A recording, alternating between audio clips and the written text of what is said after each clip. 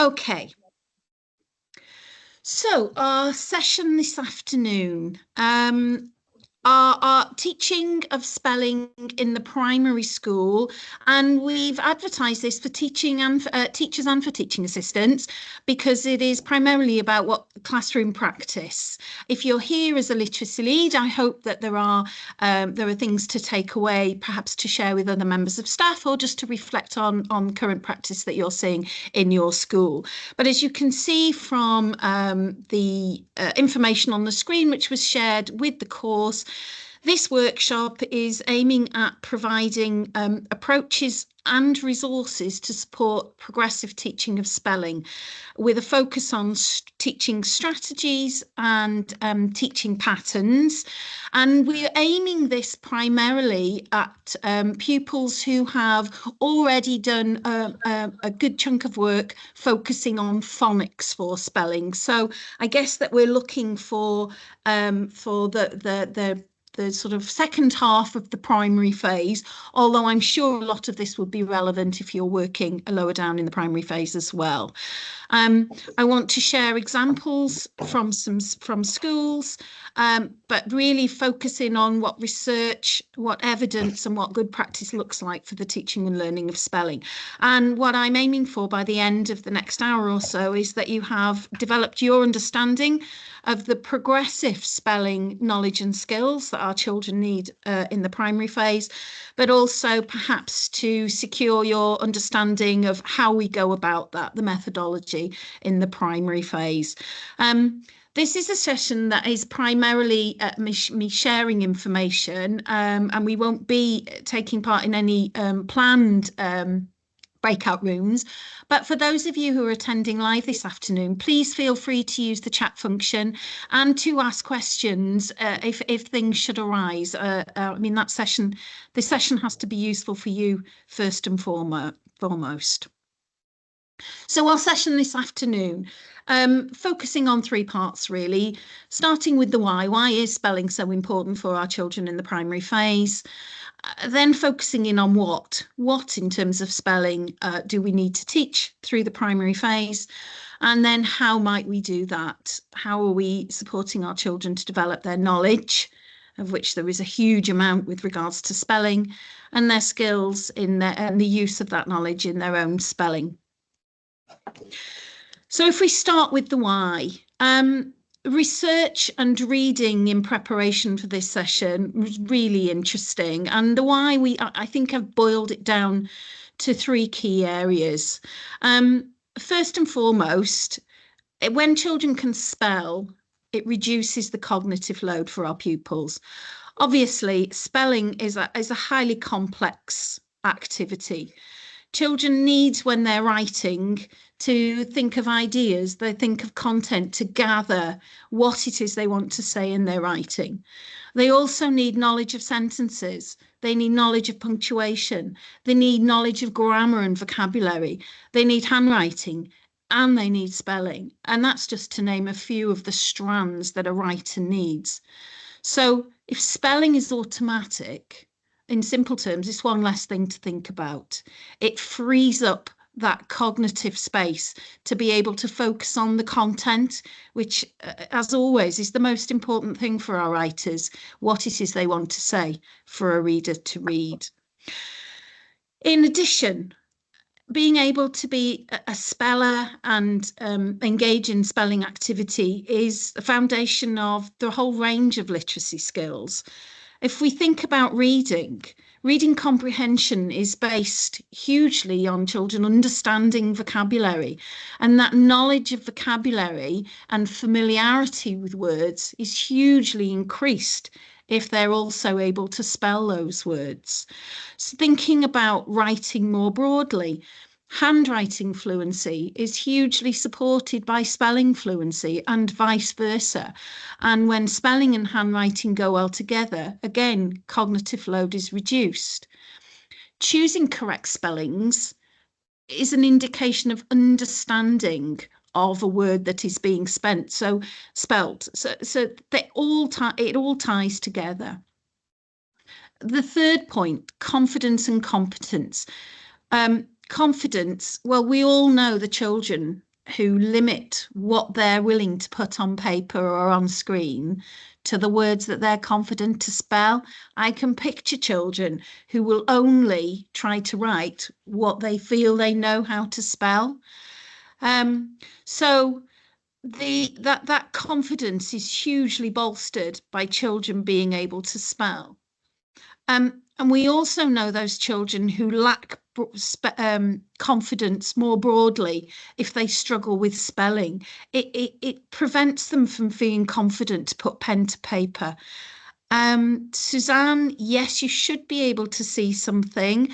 Can I just have some indication from others joining us this afternoon if you can see the slides? Yes, we can. Okay, Kate can. Yeah, I can. I'm sorry, Suzanne, that you can't see the slides. I'm afraid everybody else can. Perhaps you might join through Hub. That might help.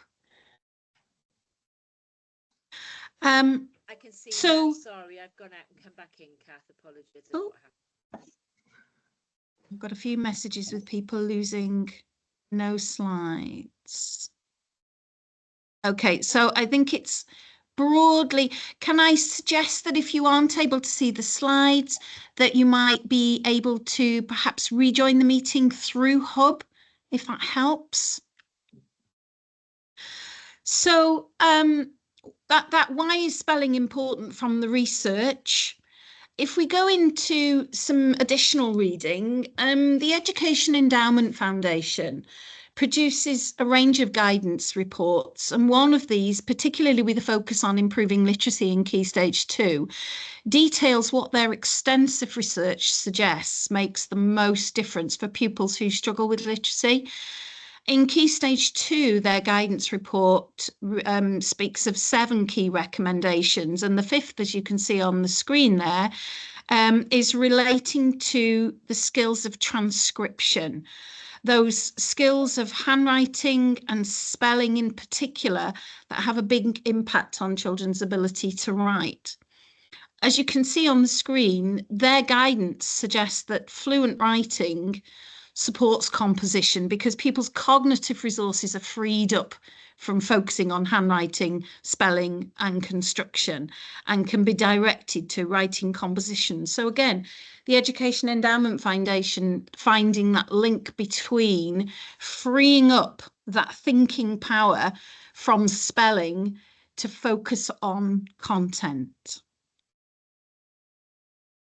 And of course, our curriculum demands that for language literacy and communication skills in English and in Welsh medium schools, that children express themselves being clear and effective, that they use languages in order to be effective as they interact, explore ideas, express viewpoints, and so on.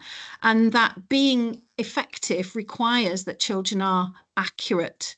And that's where, in particular, our spelling comes in our curriculum documentation. Similarly, Estin talk in their thematic review that was published in March 2021, one of their key recommendations for primary schools focuses on the need to support the development of learners' writing skills through explicit teaching of spelling, amongst other things. And this report gives some suggestions and case studies about how that's happening well in schools in Wales, which I will refer to later on in the session. So setting the scene with regards to why, a range of research there. So perhaps thinking about what and how, maybe something to think about for us here. Did you know? So the average literate person has a vocabulary of around 50,000 words for their writing, and generally about 48,000 of these can be spelled correctly. So if we plan to teach children all of these words that they would need to spell, and if we tried to do that by learning 10 words a day, and if we had 200 school days per year, any ideas how long that would take? 24 years, that's all. 24 years of every day in the school year learning 10 words a day. And I think that's an interesting statistic to take us into the rest of the session. So if we start to think a little bit about what is it that we want our children to know and be able to do, what knowledge and skills do we want our pupils to learn as they move through the primary phase? Broadly, there are 3 strands of knowledge and skills that we want our children to have. Phonological strategies, morphological strategies, and orthographic strategies. And again, this comes from reading and research around the best practice today. So let's have a look at what these might mean. Phonological, well, I think that one we're probably all quite familiar with. But if we look at the word phonological and think about where it comes from, that helps us to remember. It gives us some clues about the word. Did you know that phono comes from the word that means sound or voice? And that logical, that part of the word comes from logo, which means the study of. So a way of helping us remember the meaning of this word might be to look at where the word comes from and the parts of the word. And phonological, we might describe as the study of voice sounds, which actually makes sense because when we're talking about phonological strategies, we're talking about phonics, sounds in words and the letters that represent them. Another strand for spelling that we need our children to be familiar with is morphological strategies. Morph comes from the origin that means shape, and logical again from logo, the study of. So morphological strategies, the study of shapes or parts of words. And actually that's exactly what it means. If we're thinking about morphology and helping children to understand how to spell words, this is about using parts of those words and the jobs that they do to help children learn. And we'll come back to that again later. And finally, orthographic strategies. So ortho from the word meaning true or correct, and graphic from the word meaning to draw or drawing. And perhaps we can surmise from that orthographic might mean the true or the correct drawing, the correct form of a word. And that is, in fact, what orthographic is about. It's about children learning correct sequences of letters that are correct for the spelling. So broadly speaking, our curriculum and the research tells us that children need phonological, morphological, and orthographic strategies. So what does that mean in layman's terms? And I have to make apologies here for those of you joining who are very familiar with the teaching of phonics. We are going to pause for a moment and just unpick it a little bit. So when we're talking about phonological strategies, we're talking about children being able to use their phonics, being able to segment a word, think of a word that they want to spell, listen to the individual sounds in that word, and then represent each of those sounds with a letter or group of letters, or we could call it the grapheme. So for example, imagine the word brush. I want to spell the word brush. First thing I need to do, how many phonemes, how many individual sounds are in that word? B, sh, brush. 4 sounds, 4 phonemes. So let's think about the first one. How will I represent that phoneme B? How will I represent the second phoneme and so on? So apologies where this is your bread and butter day in, day out. But being able to segment a word into individual phonemes, allocate each of those phonemes a grapheme, letters, and being able to place those on the page is what we're talking about as part of that phonological strategy, probably the one that we are most familiar with.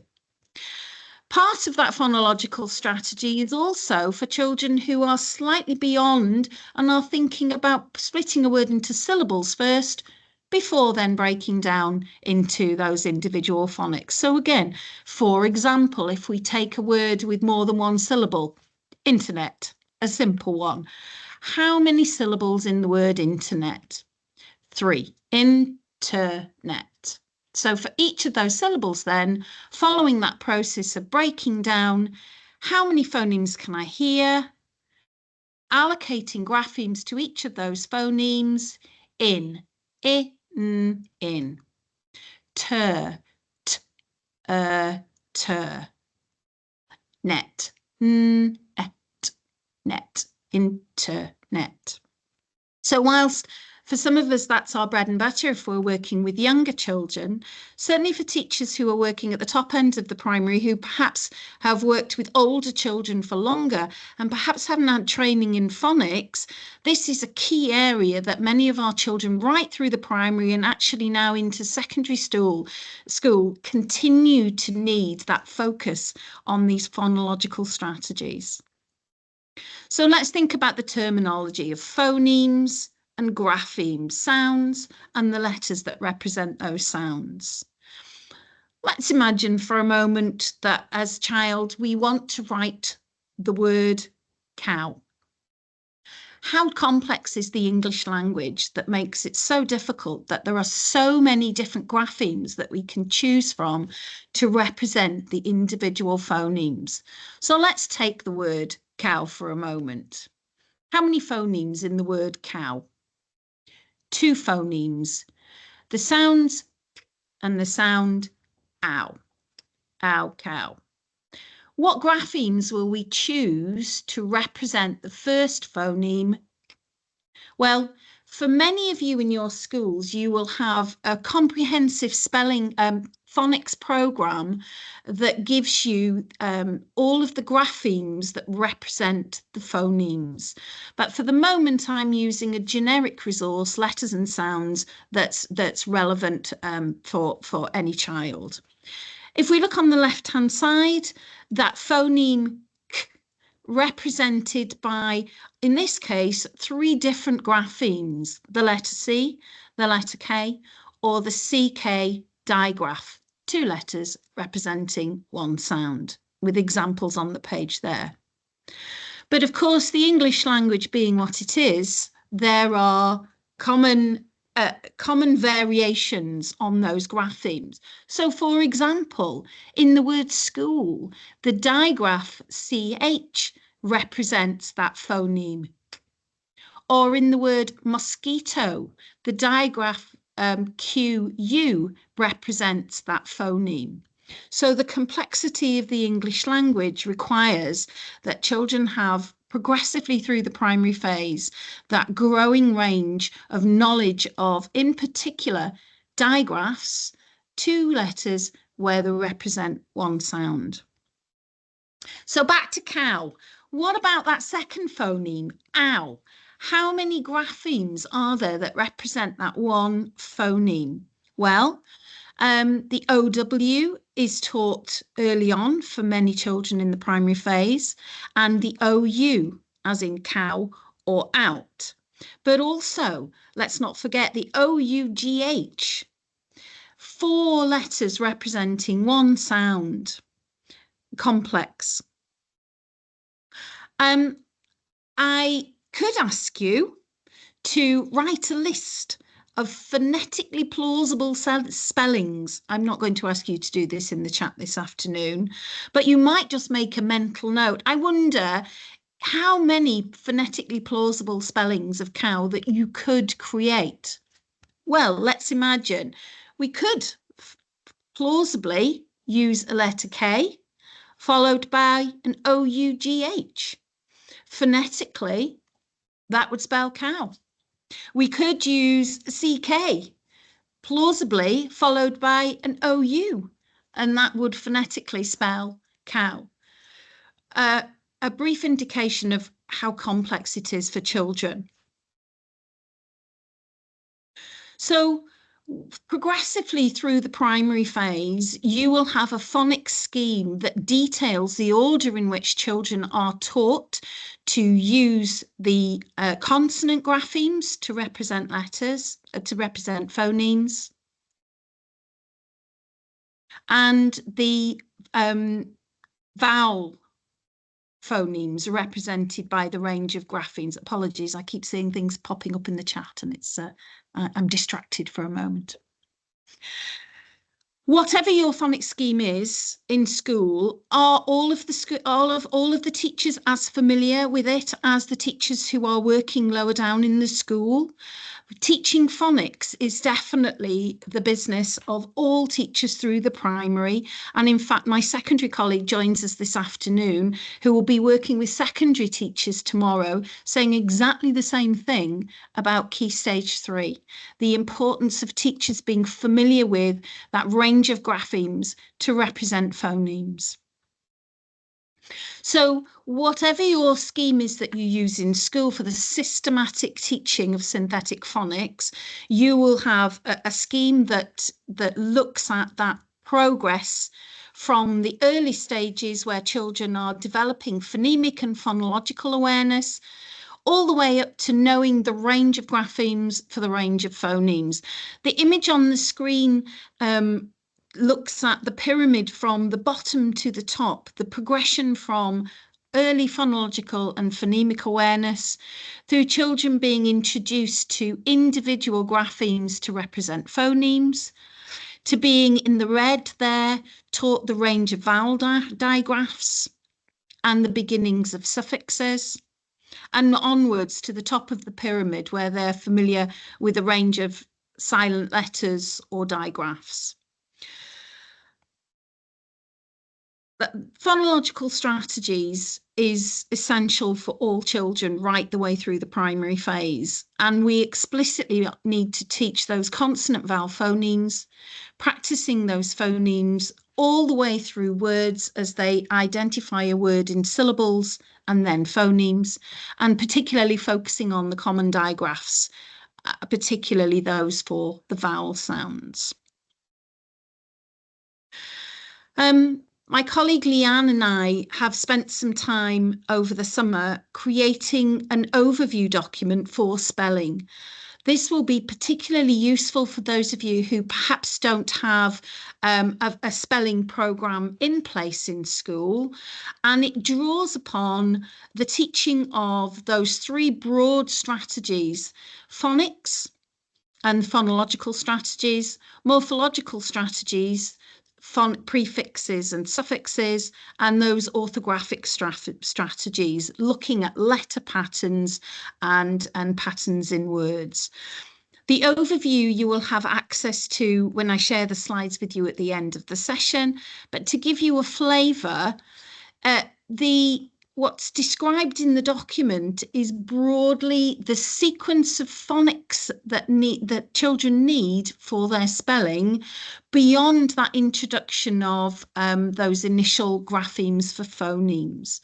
And of course, on the left-hand side, an example there, the teaching of the soft C sound, which sounds S when the children use the word, the letter C. Some advice in the document there about the rule, generally speaking, for the use of that soft C sound. Some suggestions for words that might crop up commonly through the primary using that spelling pattern. And you'll notice those highlighted in red.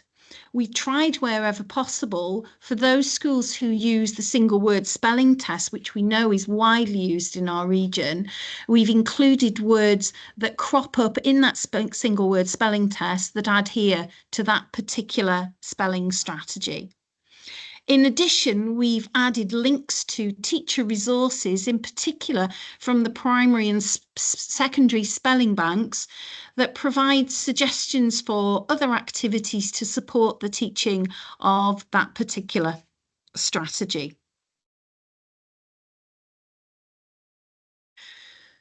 So Moving on just for a moment to think about the range of morphological strategies. Morphology, where we're teaching children to pay attention to parts of words, in particular to the roots of words, to prefixes and to suffixes.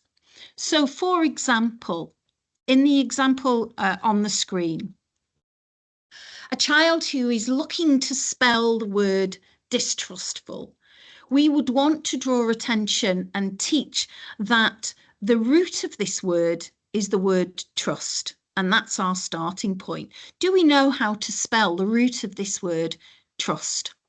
And that might then take us to using our phonics.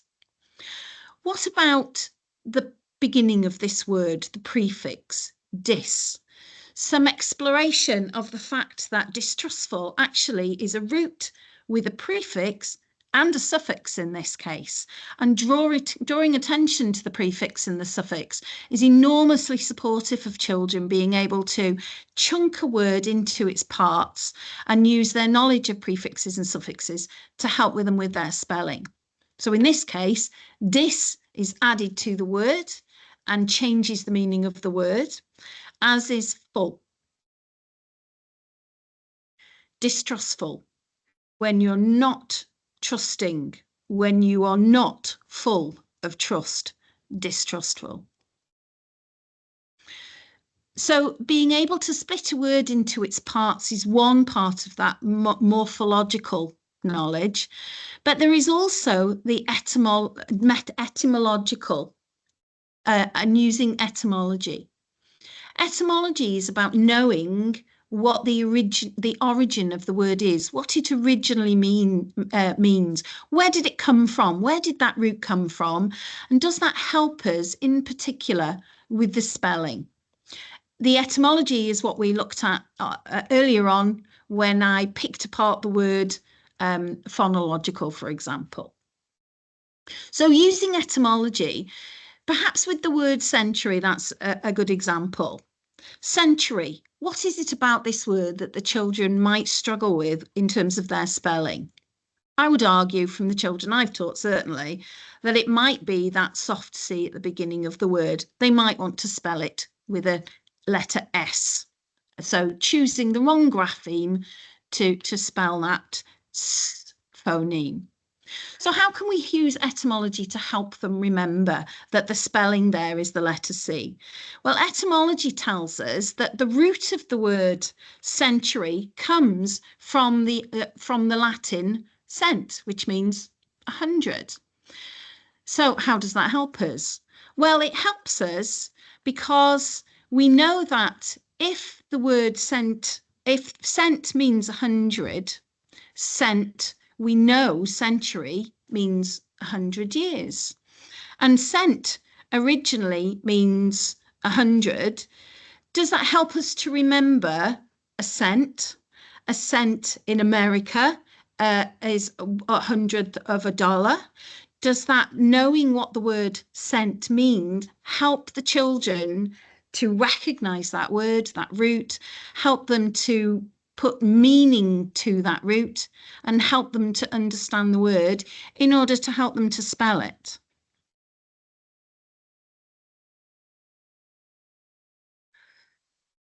So if we think about using parts of words, this is an example that comes from a document from the Education Endowment Foundation, where we should be, through the primary, as children start to be exposed to prefixes and suffixes, talk to them about the root of the word.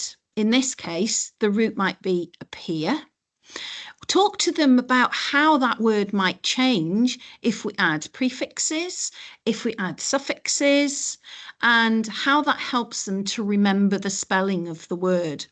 If we can spell appear, we can spell reappear or disappear or disappearance or reappearing and so on. And by exploring parts of the word, that really helps the children to ground that knowledge. You notice on the slide a yellow star at the bottom corner. Any of the slides with a yellow star are part of a slide deck, which we'll share with you at the end of the session also. A spelling activities bank, wherever useful, I've popped slides in a collection that you can take and adapt and perhaps use in the classroom. So the spelling overview that we've created also makes references to the teaching of prefixes and suffixes, so to that morphological strategy. And if we look in at prefixes and suffixes as an example, a common suffix that we need children to be able to use are suffixes where nouns are turned into plurals. This is a huge one as children move through the primary phase. So adding that ES to a noun, what happens when the word ends in a Y in this case, how that changes, and some resources to click into in the resource to give some useful support materials. Changing the root of the word by adding that suffix and how the root of the word supports that spelling.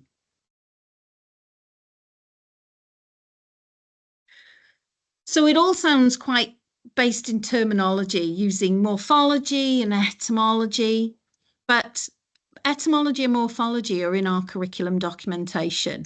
And in the Eston thematic report from 2021, looking at best practice in the teaching of English language and literacy in primary schools, this is an extract that I've taken from there. Where schools teach writing effectively, they teach spelling explicitly.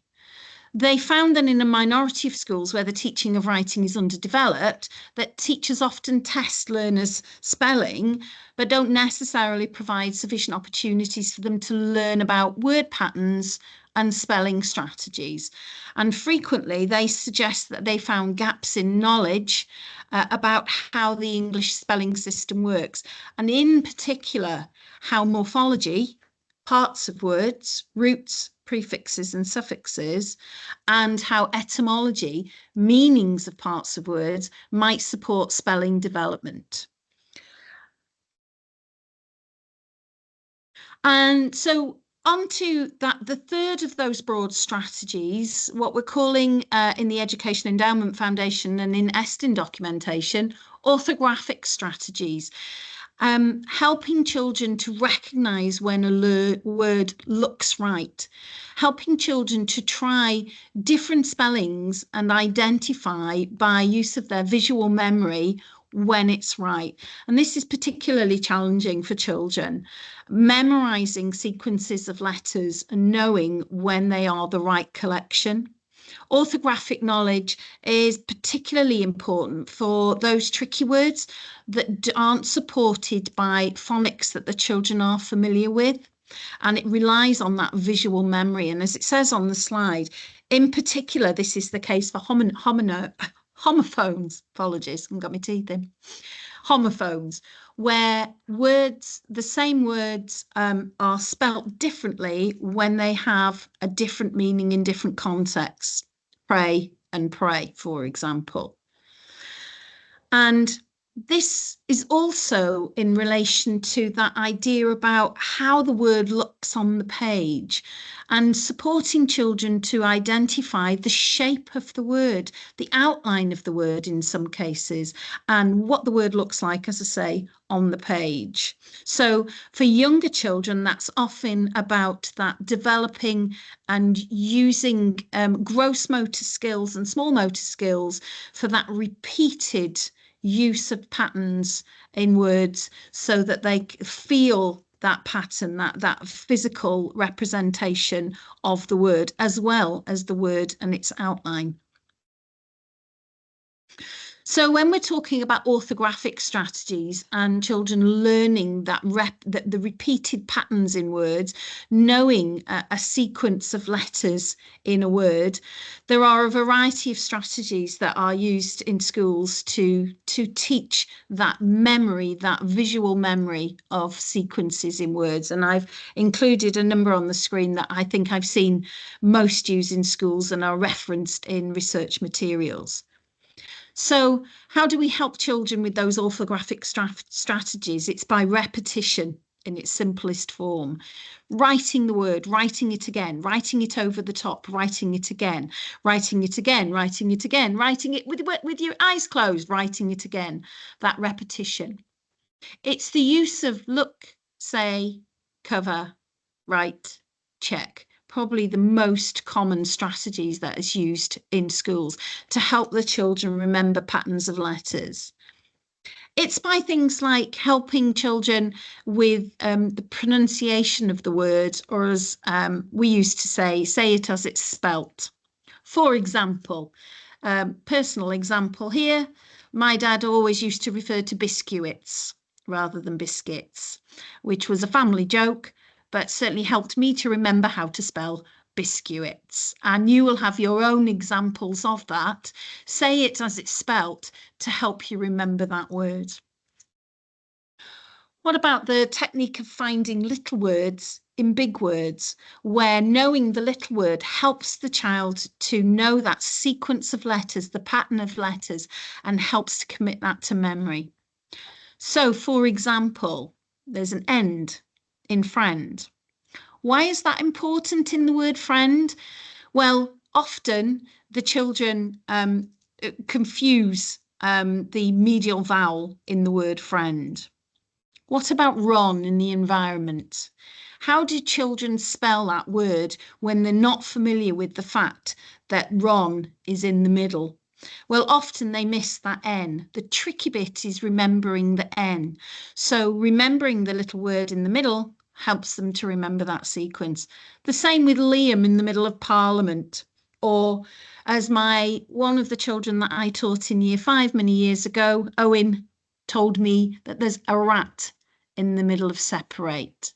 And that's particularly tricky when that medial vowel, the A, actually sounds like an separate.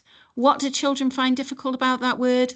And how can finding little words in big words help them to remember that sequence of letters? Similarly, using mnemonics. Again, we all do this informally, but do we teach the children that this is a particular strategy? I'm sure you do. So big elephants can always understand small elephants for because, for example. Or using visual references, that visual to support the children with remembering a sequence of letters. For example, what's tricky about the word parallel? It's often children remembering that there are two L's, that digraph representing the L sound in the middle of parallel. And just by the visual representation of the parallel lines for a ladder, perhaps help them to recall that spelling. So the kinds of activities that we provide for children to give them opportunities for practicing that correct sequence are many. Rainbow writing, for example, different colour for every letter helps the children to memorise the sequence. What about repetition of a word within a chosen shape? Or the triangle, the pyramid, or waterfall words, which is very similar.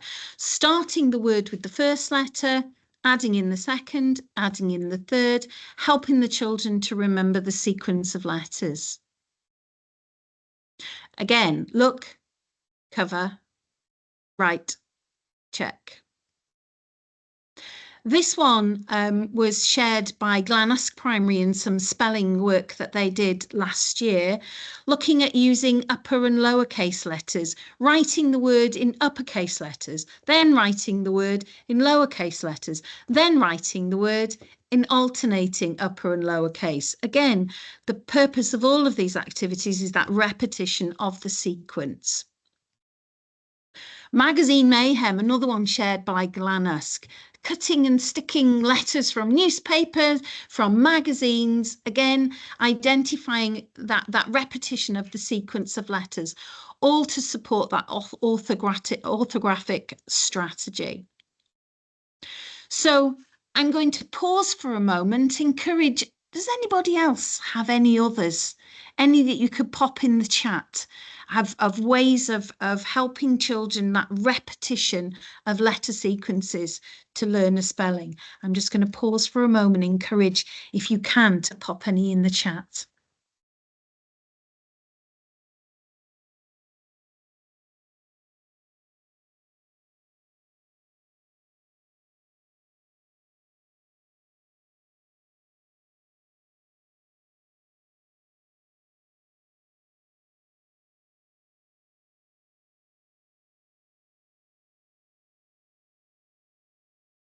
How many words in a minute? Sticker for the top 3. Nice, diolch. I'm going to add that one on.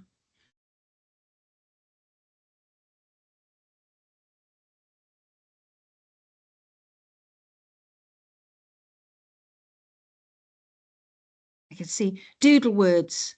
Draw pictures around the word so that the word definition is learned as well as the spelling. Nice. Thanks, Dawn. Highlighter writing. Writing in highlighter pen, then write over in pencil. Nice. Repetition. As many different ways as possible that we can vary so that children are basically doing the same thing as many times as possible in a variety of different ways. Speed write, choose one of the words from the spelling list. How many times can be written accurately in 1 minute? Absolutely. Oh, something else is coming.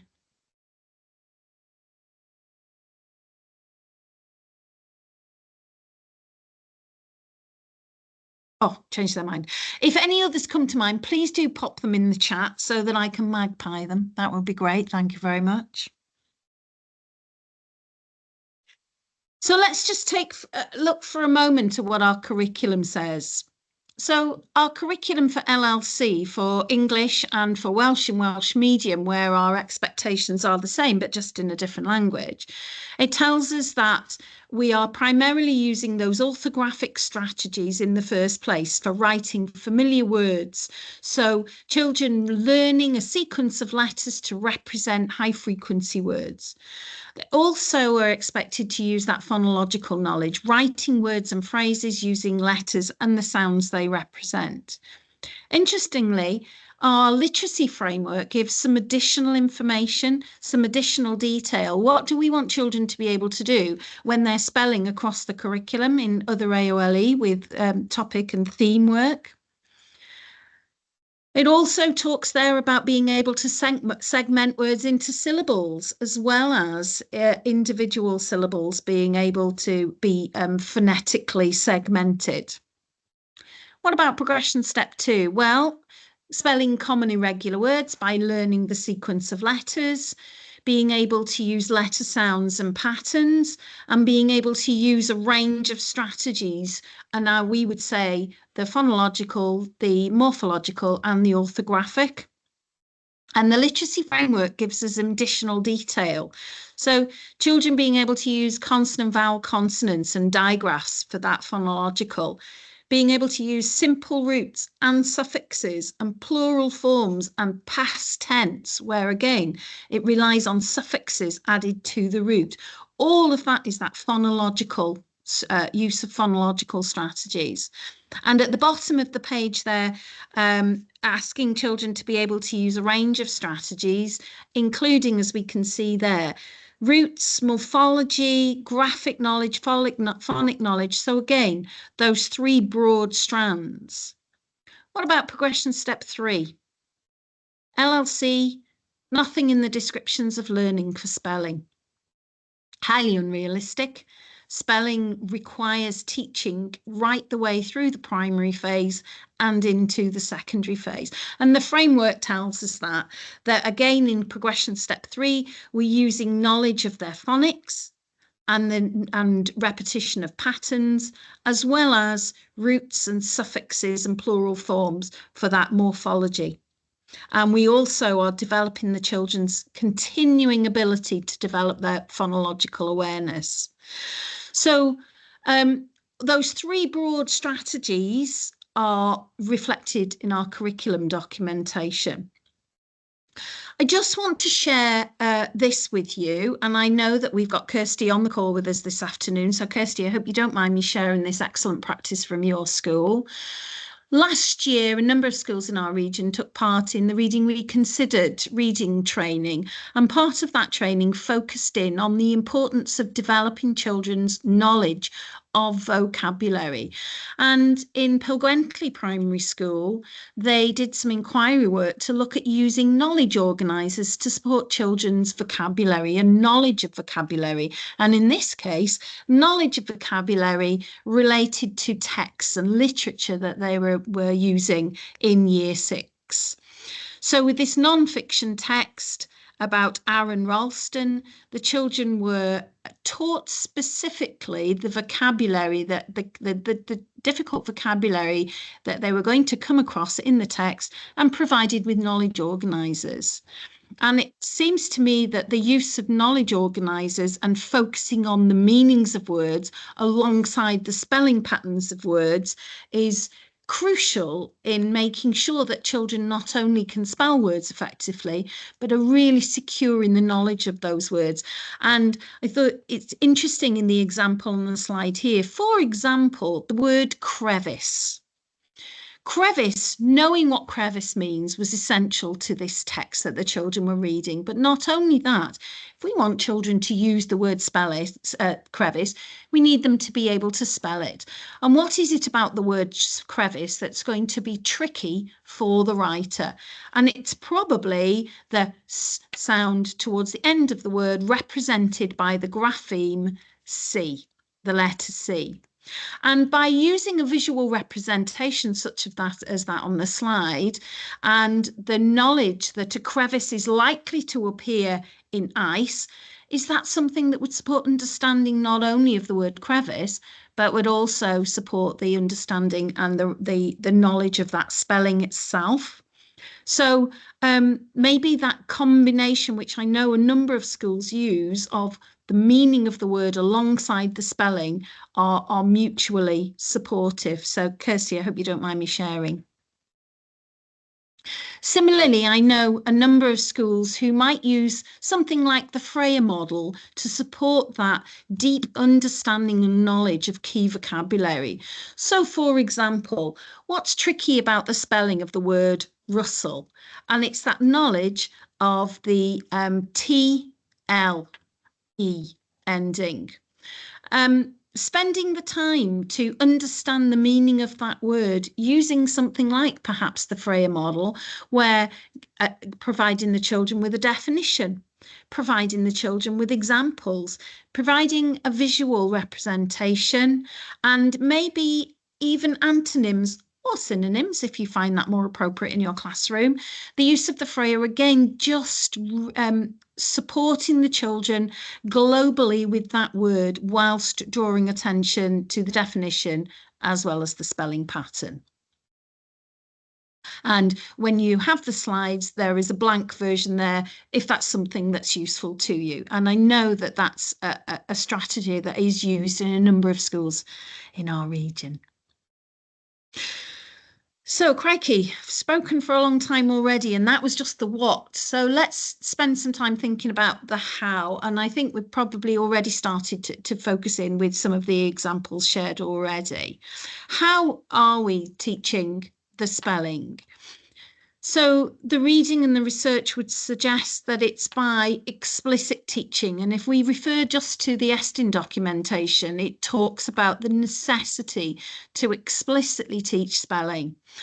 Also, to provide regular opportunities for children to practice their spellings so that they become fluent and automatic, again, with the idea of cutting down on that cognitive load that is required by constantly having to work out spellings and slowing down the flow of writing.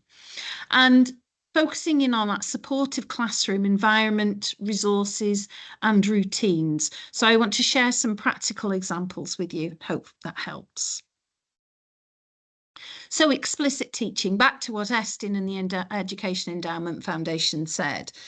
They both talk about considering how we might identify the spelling that is required in our classrooms. And they talk about using spelling errors from your cohort as the starting point. So What is it that your children in front of you can do, and what is it that they need to focus on as a starting point for your teaching?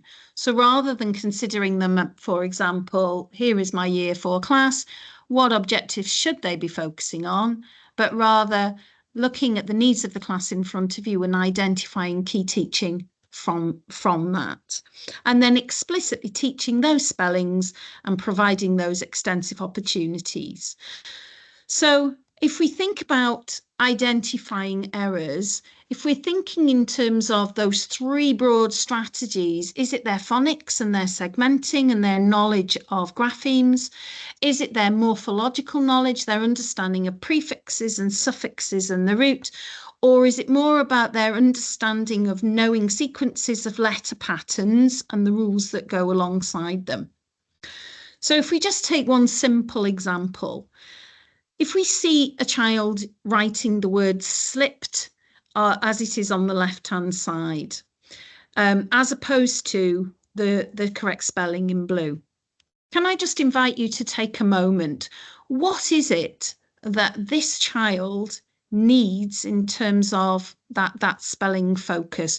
What is it that we would need to be teaching to support this child in particular? And if I can just give you a moment.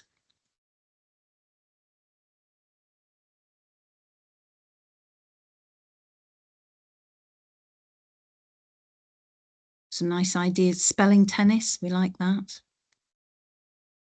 Hangman, we like that. So, thank you to those of you popping some suggestions in the chat. Absolutely. In this case, perhaps the starting point would be to reassure the child about what is the root of the word that they know how to spell. And in this case, obviously, it's slip. Slip then becomes slipped when it moves into the past tense. And it's at that point that we're talking about what do we need to add on to that root word to help them with the spelling. The difficulty with the word slipped is that when you say the word, that ending sounds like a t, whereas in fact it's an ed. So what is it that makes it tricky? And that understanding that the suffix is what's changing the word, and that the suffix is always going to be ed, maybe that's something, and that focus on the teaching there is supportive of the child understanding why it is that the ending changed and that ending will be an ed. Then, of course, we've got the difficulty of the short vowel sound with the I before the P, which means that we have to double the P. So teaching that rule, but just that knowledge of the root and the suffix, and we were all suggesting in the tense there that that's supportive of that spelling error. And similarly, what if it was dissatisfied? That the use of the Y would be common for many children, I would argue, where they use the Y instead of the IED ending. And also, is it 1S? Is it 2? I've got to learn the word dissatisfied. I can never remember, is it 1S or is it 2? By focusing in on the root, let's start with the root. What's the root of this word, satisfy? And by then thinking about, well, dissatisfy has the prefix added on to the root.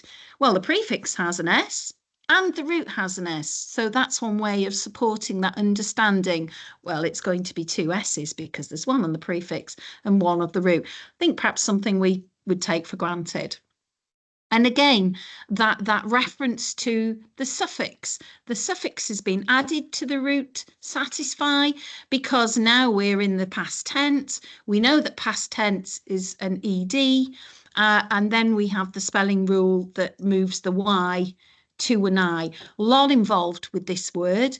Children who are spelling this will have a lot of knowledge already, so perhaps it's about prioritizing that focus on the root, the prefix and the suffix as a way of helping them to understand how that impacts on the spelling.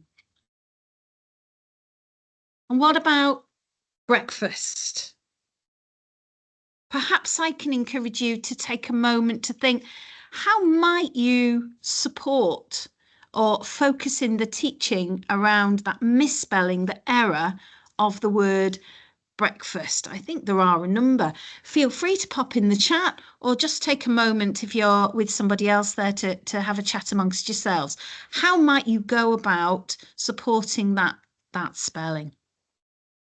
Oh, somebody's quick off the mark in the chat. Fabulous. What's the tricky part?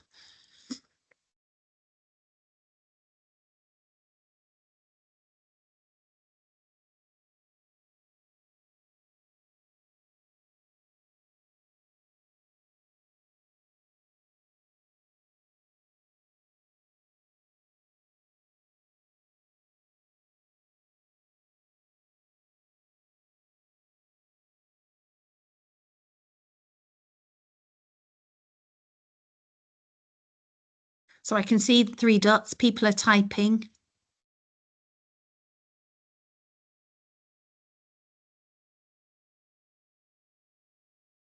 Oh, for those of you that can't see the chat, I'm loving that.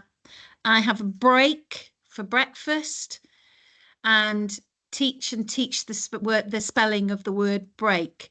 I agree. I think children will have some familiarity with the word break and be able to use that to help them with, I have a break for breakfast. Very nice. Introduce the concept of breaking of the fast. Ah, thanks, Kirsty.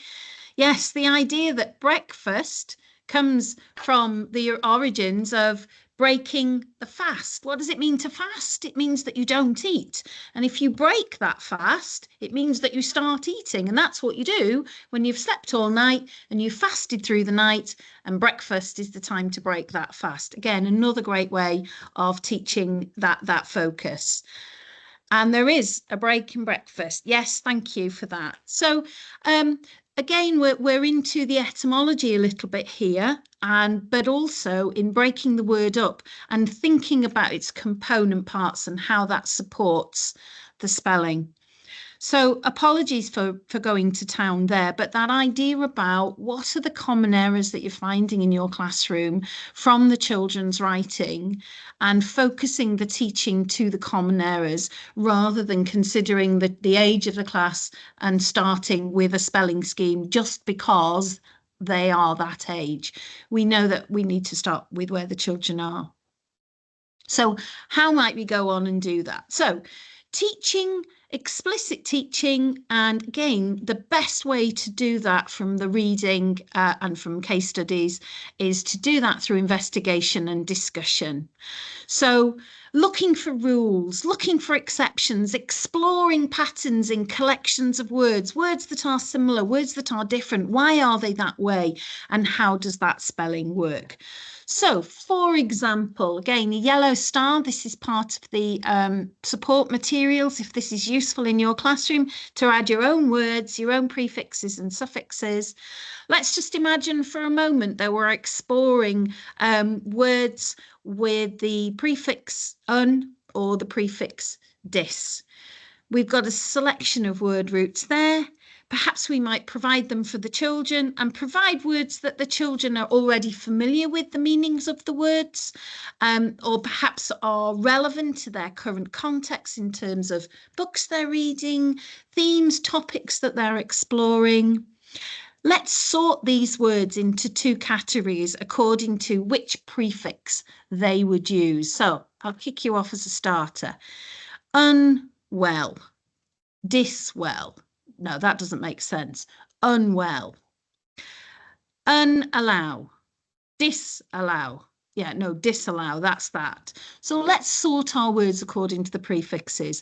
By exploring this, by engaging in this activity with the children, and discussing what words go into which category, it helps the children not only to be familiar with the meanings of the words, but really pay attention to those parts of the words. And we could go a step further and think about the etymology, the origins. We could explore what might un mean when it's used as a prefix, or what does dis mean when it's used as a prefix. We won't stop and do that today because I want to get you out of here by 3 o'clock. But certainly with the children, we would explore those meanings. Again, supporting their knowledge and understanding, but also that familiarity with the use of the prefix in this case. So that use of investigation, exploration and discussion with the children, with each other to explore those strategies. Again, in our overview document, we provided lots of examples where prefixes and suffixes might be the starting point for the teaching, where you've identified a need in your classroom. And here is the page that refers to the example that we've just looked at. Adding prefixes dis, miss and an. What do they mean? Some examples, again, the word in red are taken from those single word spelling tests. So if you are wanting to prioritise words that the children are going to use regularly, you might use those for that exploration and investigation, and links to resources as well. Oh, I like that in the chat about a tip of how to remember the restaurant. Nice. So again, that explicit teaching, investigating, exploring and looking for those common errors as a starting point, but also providing regular opportunities for the children to achieve that fluency and automaticity. We want the children to move quite quickly from having to think about it to automatically knowing these spellings. And again, that's why you're all here, I'm sure. So that regular practice needs to be really extensive. The research for how many times we need to write a word before it moves from our short-term to our long-term memory. It's frightening the number of times that needs to happen. So practicing words until they're committed to that long-term memory needs to happen regularly and often, which is the same thing, apologies.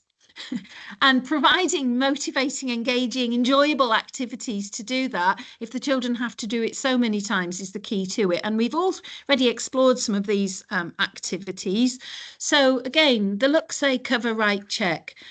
This can be for any age and any ability, and it's certainly something that I still need to do if I'm learning new words. I need to write them over and over again to commit to memory. This was something that Woodlands Primary School shared with us a couple of years ago as a curriculum partner school, and sharing their practice from school. For their youngest children, Roll It, Read It, Write It, where a selection of high frequency words or spellings that the children were focusing on were placed on dice. The children roll the dice, and as the word is shown, they practice writing that word a number of times. So perhaps a variation on that might be to allocate a word per number on a dice and make that an activity for children to practice. Roll the dice, whichever word is there, read the word aloud and write it however many times you decide, perhaps with a partner, perhaps in a group. Or what about a word hunt, where providing the word that is the word, a word that the children are committing to memory? For example, disappear. We might focus in initially on the root of that word, appear, focus on the prefix, and then use that word. How many little words can you find in this big word? Perhaps sorting into 1, 2 or more syllable words. Why this is useful in particular is thinking about what is tricky about the spelling of this word. I would argue for some children it's the double P, or maybe the EAR ending. So by asking the children to make small words from this big word, it'll help them to realise there are 2 P's. So there are words that you can spell using those 2 P's. There are words that you can spell by using the E. And by, again, that activity just helps the children to identify that sequence of letters that are available in the word. What about Scrabble scores? This was something I came across recently. I thought it was a great tool, and the link on the slide takes you to the origin of these materials.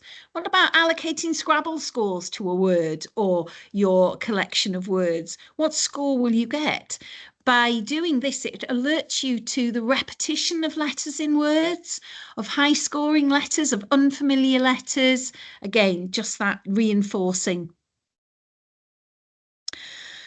So providing regular practice relies on providing time for regular practice. And I just want to share with you one example from one school, one of our curriculum partner schools, Glanis Primary School, who last year invited colleagues into school to see their practice in school. And as part of that day, they shared some of their resources. So depending on your school and the way that you organise the curriculum, you will find your own ways of ensuring opportunities for that regular, short, sharp practice of spelling activities. And here is an example where children are given early morning time to practice their high frequency words, their spellings, as part of what they're calling their early morning activity.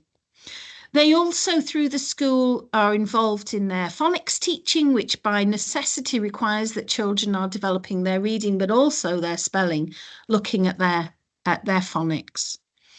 They also provide time in guided reading, where are opportunities to practice spellings, to use those strategies and to develop that visual memory or the phonics or that focus on roots and prefixes and suffixes is given as part of that guided reading time.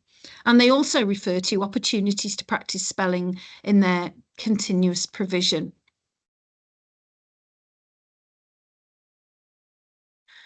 In addition to that focused teaching, exploring and investigating, those regular opportunities to practice spellings, obviously you'll make sure that your classroom environment is supportive of developing independence in regards to spelling. And I've drawn a list here from a useful article that came from the UK Literacy Association, which you can see at the bottom of the slide. I don't think any surprises here with regards to what your classroom environment will provide.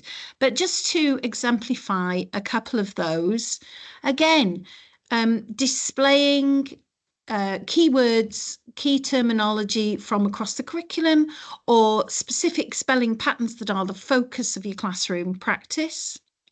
Here's an example from RISCA with their word webs. The use of something like the Have a Go book. I'm really grateful to Trinant Primary School in Caerphilly for sharing this from their practice in school. The Have a Go book, where the individuals have their own Have a Go spelling book, where children are encouraged as part of their classroom routines. If they want a spelling that they feel they don't know, their first port of call is to use their book, to find the correct page according to the initial letter, and to have a go. And then, as you can see on the slide there, the teacher can be reference that attempt and provide some feedback, can have that moment to talk with the child about that spelling and to draw attention to the tricky bit and perhaps help them to remember how to go about remembering that tricky bit. So, for example, here we have from higher up in the primary school where this young man has tried to spell the word situation. And as you can see, made an excellent attempt there. And there's more right than wrong about this. But the tricky part is there in the middle with the A phoneme, where this pupil has allocated the grapheme AI instead of the grapheme just that single A. By the child having a go first, the teacher is able to draw attention and provide the correct spelling for them. But I would encourage you to first and foremost identify for the child, look at what you got right. Look at all of the parts of that word that you spelt correctly. Either by perhaps the left-hand side one is a little over the top, but I know I've done that with children before who need that boost. Look at all the letters you've got right in here. Or even to just split it into the syllables. Situation. Well, 3 out of the 4 syllables you've spelt correctly down. And it's just that tricky bit, just that 3rd syllable that's really tricky. And you've just plumped for the wrong grapheme. Let's correct that and draw attention to it. And the Have a Go spelling book, and again, thanks to Trinant Primary, useful for children lower down as well as higher up in the school. And if that's something that you use, I'd be really interested in the chat for you to share that with me. So, for example, the child in the top left, the classic saw, using the or digraph that they learnt in their spellings and using it to spell the word saw. That's that starting point for, oh, Diane, you've used the OR, but in this case, it's one of our tricky words, and we have to remember that this is the spelling.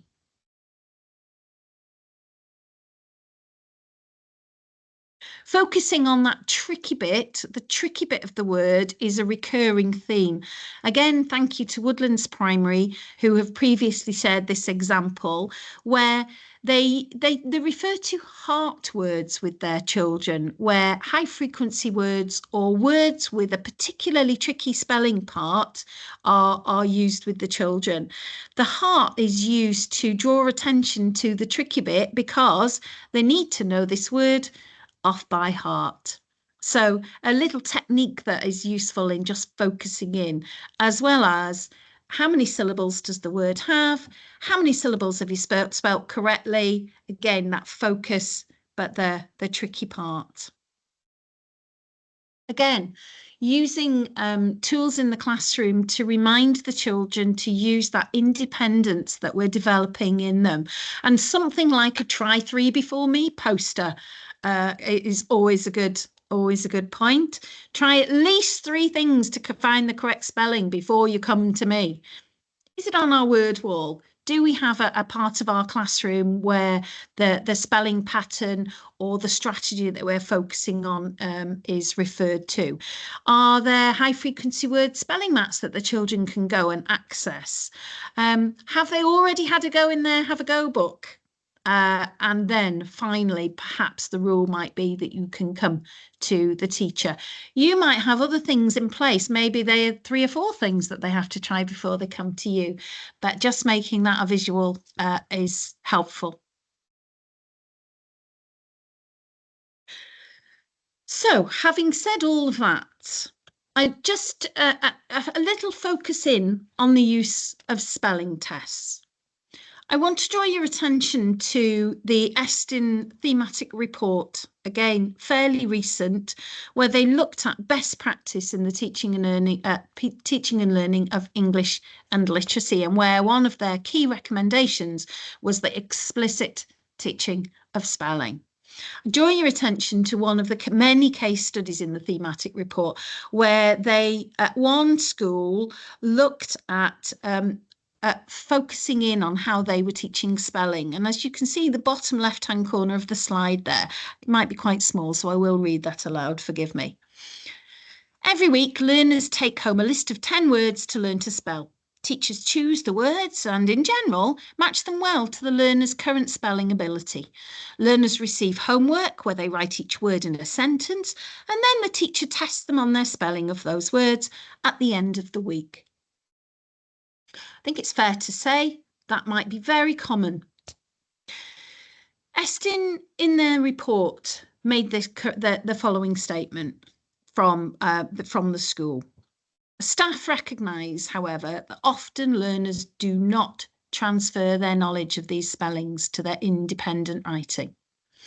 In addition, a few parents of children in Key Stage 2, obviously this was a couple of years ago, have commented that the spelling homework demotivates their children. Now, we're not in a position to say you should or should not use spelling tests. There are no wrong methods of teaching, but certainly the research would lead us to consider how we use them and how effective they are in fact developing children's spelling. What do we want our spellers to be able to do? Do we want them to be able to spell them on a slip of paper on a Friday morning? Or do we want them to be able to transfer them and use them in their writing? And we might say both, but actually we really want children to be able to take the spellings that they've learned and the meanings of those words and use them in their own writing. So perhaps a time to reflect on the processes that you are using.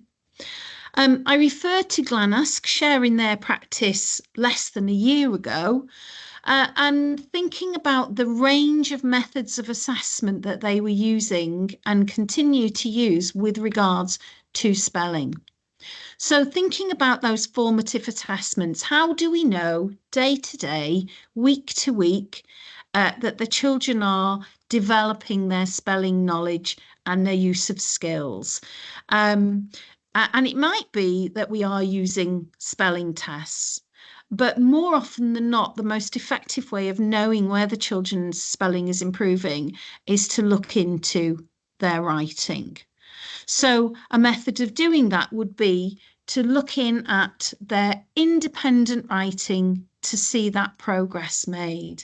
And it may well be in your school, as in Glanhusk and many others, that you have key points during the year where you look in at that independent writing opportunities for children. And in this example shared by Glanhusk, they use a couple of times a year an opportunity for children to be provided with a picture prompt, a set of criteria, and an opportunity to write independently in response to that picture prompt. And it's through assessing and observing the children in that writing that the spelling can be assessed genuinely through that writing opportunity.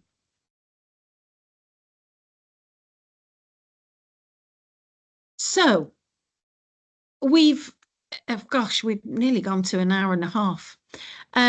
Focusing in on why it's important, focusing in on what it is in relation to knowledge and skills, and particularly those 3 strands that children need to develop through the primary, and that approach to explicit teaching, providing the right classroom environment, and that regular and routine practice of spellings. While you're thinking, I'm going to remind you that the Spelling Activity Bank, with slides that you can adapt and take with a variety of those regular spelling games and activities, is available through the link when I drop the slides into the chat in a moment.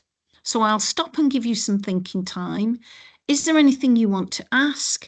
Is there anything you're going to take away from the session before we finish in a few moments? There are also slides and recordings of previous professional learning sessions run by our curriculum partner schools, by RISCA, by Glanhusk and by Woodlands Primary School, the links to which can be found in the slides that I've just shared with you. If you want to look for further examples of how it's working in their schools. So if I can encourage you, if no one has any questions or queries that they'd like to come on, I'm going to ask you to consider what you're going to take away from today's session. And if I could encourage you, please, then to use either the QR code, or I will pop in the team space the evaluation.